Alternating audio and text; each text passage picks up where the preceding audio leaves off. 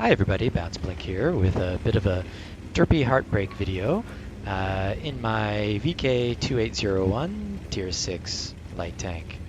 So this match is on Fisherman's Bay, and right off the bat I'm going to head up to the mid-ridge and see if I can get some spots off. So it's a Tier 6 light. It matches like a Tier 7 regular tank. And, oh, we got a really lucky hit on the MT25 there early on. That's fantastic. And end up tracking him as well. Let's see if the rest of my team can finish him off. Be fantastic to see. And there he goes. He's gone. Good to see. Right away we get one of their scouts out of the battle. Fantastic. So on Fisherman's Bay, no matter actually what tank I'm playing, I'm going to pause the video for a second. I like to come up to this area right here from either from the north spawn or the south spawn. So I like to hide behind this bush here, or alternatively this bush here from this spawn, and that gets a really good opportunity to get some good spots off on the other side and escape quickly if need be, right behind this house here. And also at the same time, you can get fantastic shots right down into the city where the T-29 is. And a lot of times you can get those shots off without being spotted by staying behind this bush here, and you have cover from the north if you stay behind this house here. So, so got slammed by something, probably that T-29. And there goes the arty, just barely missed. So we'll do a bit of a loop here and drop spot and see if we can come back up to that mid ridge and see what's going on. Now I really enjoy playing the VK2801. It's kind of like the T49 light tank, American light tank at Tier 8 down at Tier 6. So it's got a big derpy gun that you can mount, and of course I put 100% HE shells in this vehicle. You don't always pen, in fact you don't often pen, but you often do a lot of module damage. So that's good fun too. The only problem you have to deal with is the shell travel time is really slow, and the shells kind of arc up and over, and you really have to properly lead your target. And you'll see examples of that in the video later on. So feeling a bit pressured from the mid-ridge there with the two Cromwells and the FV4202P. So I run back and kind of fall back to this secondary scouting position here on the corner here. It's got some hard cover you can back down into from the ridge, and also it's got this set of bushes here. Now it's not ideal. Ideally I'd be up on the mid-ridge keeping them off, but I felt that it was too much pressure, and I wanted to stay alive as best I could. Now the team has dispersed quite well to both flanks, and they're kind of getting stuck into the battle in the city, and it looks like they're making a run down the one line, which is a really common tactic. And the Hellcat spotted a couple of tanks. And so I'm going to proceed sniping from here, which you can judge for yourself whether or not it was the right choice. But again, the replays are broken. I did have an outline at this time that I was shooting at. But you can see it's really hard to land shots from this far away with this particular gun due to the shell travel time. So in retrospect, I would have much rather preferred to get up close and personal with those guys. So I'm going to continue sniping here a bit. See, there, take a little bit of a blind shot, and doesn't look like it hit.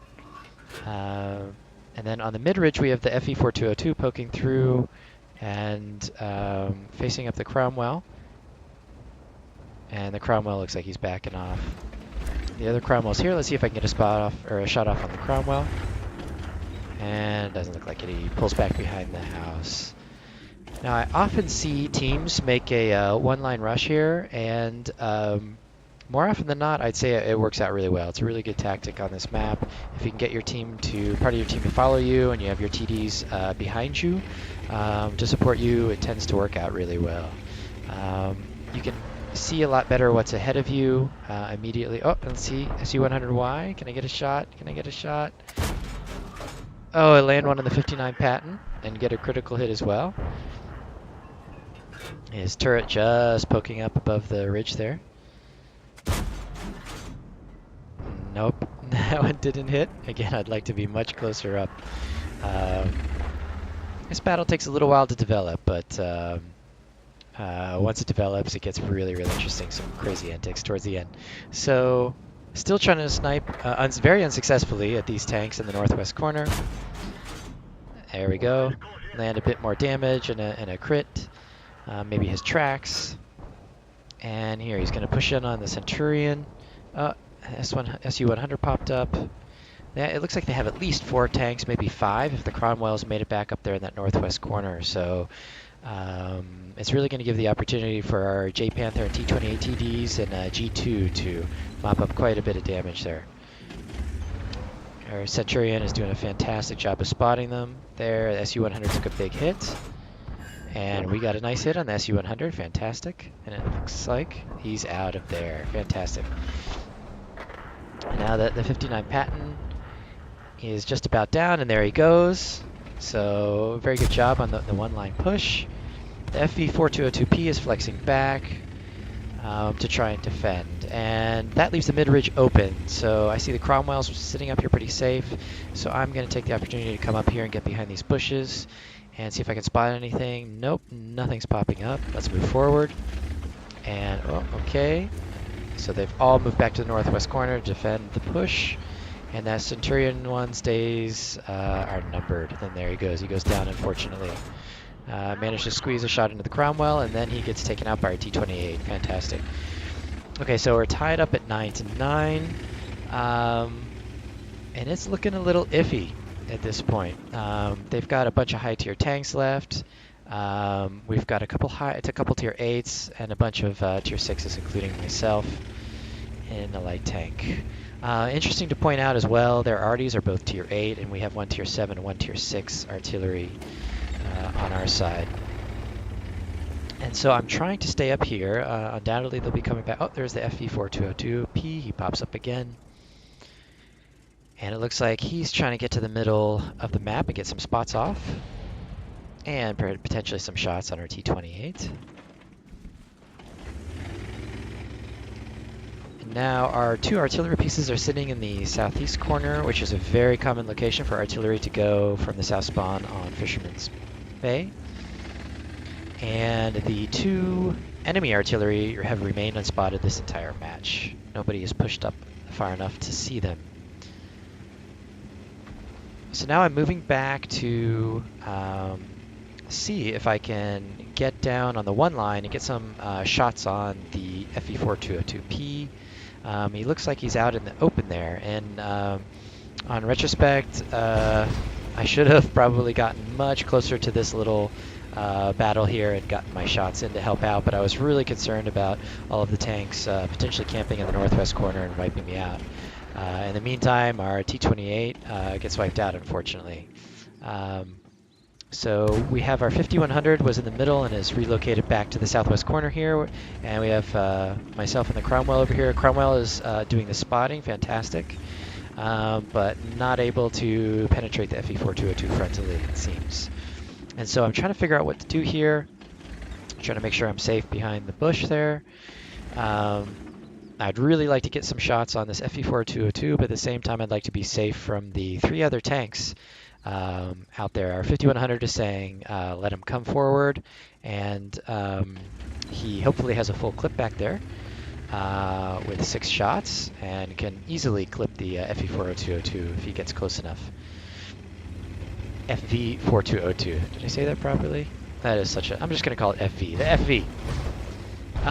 So I decide to see if I can get a spot off on the side. So I'm going up the 3 line here and going to see if I can get a spot on the side of the FV, and also at the same time get some early warning on any tanks that are potentially heading towards our arty. Oh, and I spot the T-34-2. Fantastic, a tier 8 Chinese medium. And he's running right towards me. Of course he spotted me. And oh, I really wish I had used auto aim here. So this gun is very hard to aim, even harder without auto aim.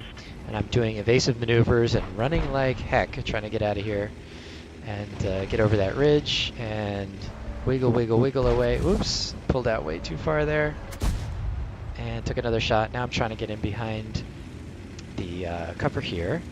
He's down to 1 shot for anybody on our team, and hopefully somebody can take care of him. And here goes the F-5100 is rushing out. There he goes. We get rid of him. So we're back to 10 versus 10. And the Cromwell has moved up. The FV is still unspotted. Oh, the FV takes out our Cromwell. And the Cromwell's coming around the corner here. I'm 1 shot. Not for the Cromwell, but potentially for the FV, or maybe 2 shot for the FV. And I'm really, really stuck here. It's just myself and the AMX and the 2 RD.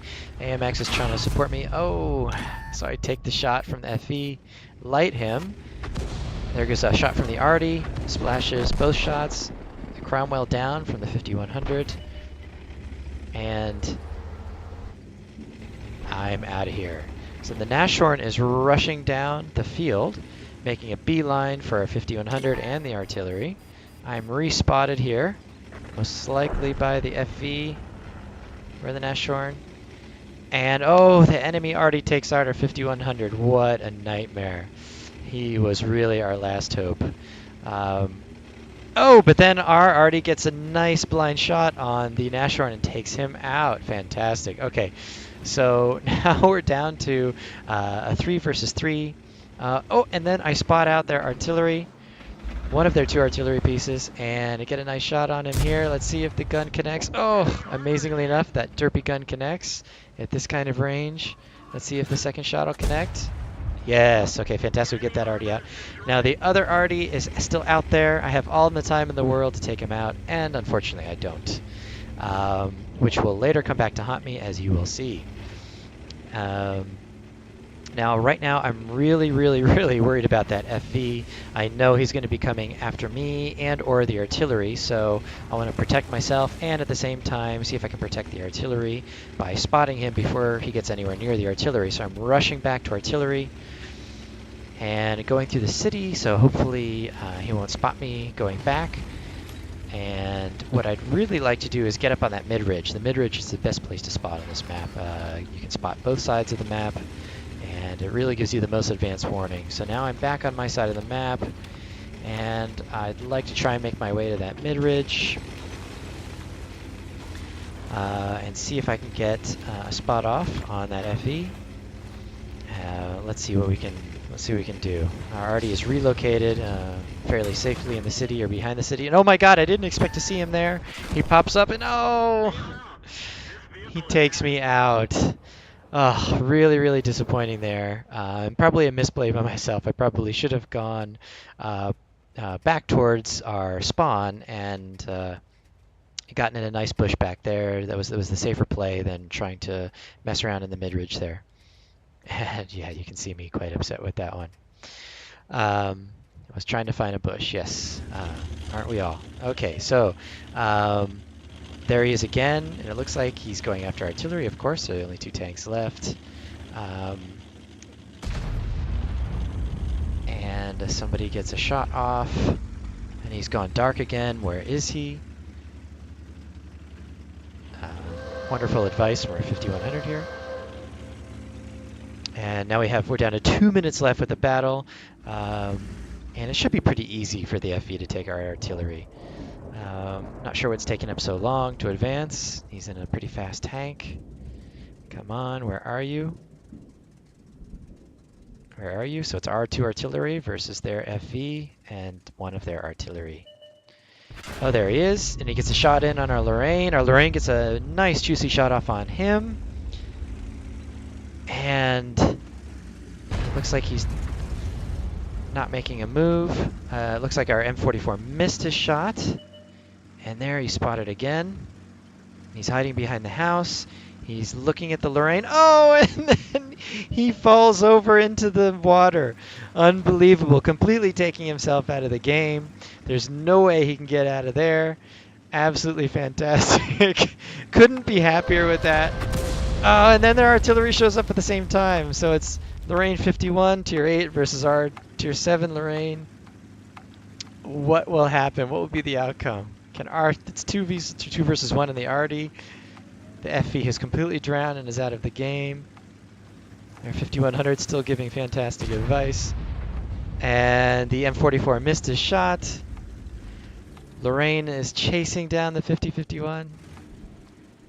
Does he get a shot in? Does he get a shot in? No, he misses. And the enemy Lorraine decides, okay, he's fired a shot. I'm going to turn around and come right after him. Here he comes. Here he comes. It's going to be hard for him to miss this.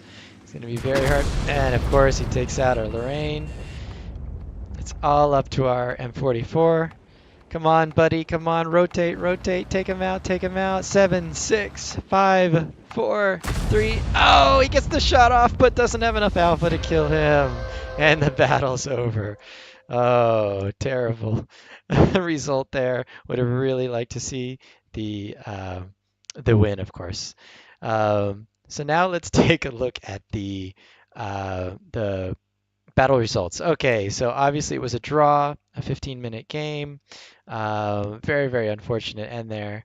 Um, our team did relatively well. The 5100 and the Yogg Panther did some fantastic damage, as well as the T28. Our arties were obviously very, very influential there the entire game. And on their side, their FE did really well until the end when he fell in the water. But understand he was probably really nervous. His hand was probably shaking. His heart was beating. Um, so it's understandable. He was totally focused in on our artillery players and didn't see the end of the land right there. And here it is. Still made a bit of money. Total damage was 1,014. 19 shots fired. Ugh, only 6 hit. Really, really ugly accuracy there. But out of the 7 that hit, 6 penetrated, so that's pretty decent.